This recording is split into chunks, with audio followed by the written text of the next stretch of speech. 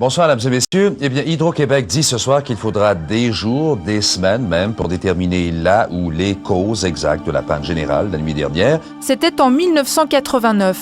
Une panne générale d'électricité touche le Québec. Résultat, 9 heures sans courant. L'origine de ce blackout, il faut la chercher à 150 millions de kilomètres de la Terre, du côté du Soleil. Tous les 11 ans en moyenne, le Soleil sort de son sommeil.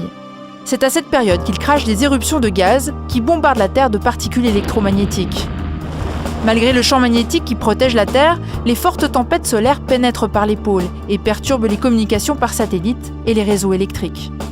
Ce phénomène naturel, qui existe depuis la nuit des temps, cet astrophysicien le connaît bien. L'éruption la plus puissante, et dans un certain sens la plus dévastatrice, a été observée en 1859 par un astronome du nom de Carrington. En observant l'image du Soleil avec son télescope, il s'est rendu compte que dans une tache, on voyait des stries blanches causées justement par cette éruption anormale.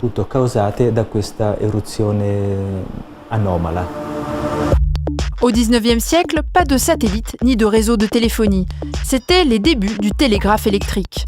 Ce sera la première technologie victime d'une tempête solaire. Ce jour-là, les câbles du réseau grillent en Europe et aux États-Unis. Mais aujourd'hui, quel serait l'impact sur nos technologies ?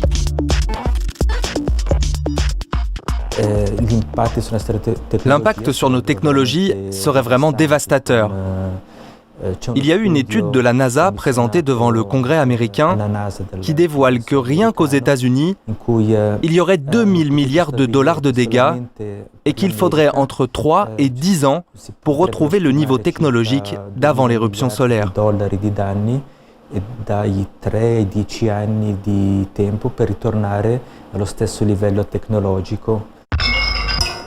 Pour cet assureur, les conséquences que pourraient avoir les éruptions solaires sur notre économie ne sont pas à prendre à la légère. Sa crainte, un blackout électrique à l'échelle mondiale.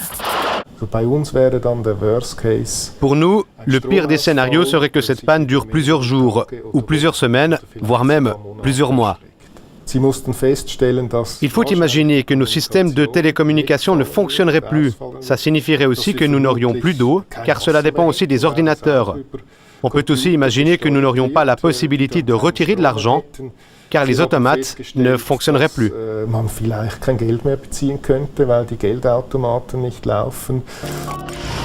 Catastrophiste ?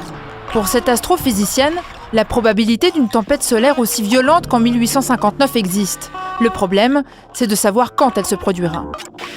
On pourrait faire un peu l'équivalent avec les tornades dans l'atmosphère terrestre.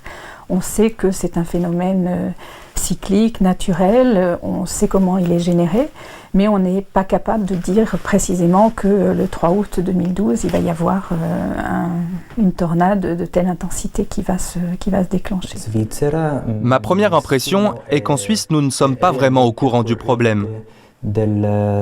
Soit il est sous-évalué, soit c'est un manque de conscience des choses qui pourrait réellement se produire.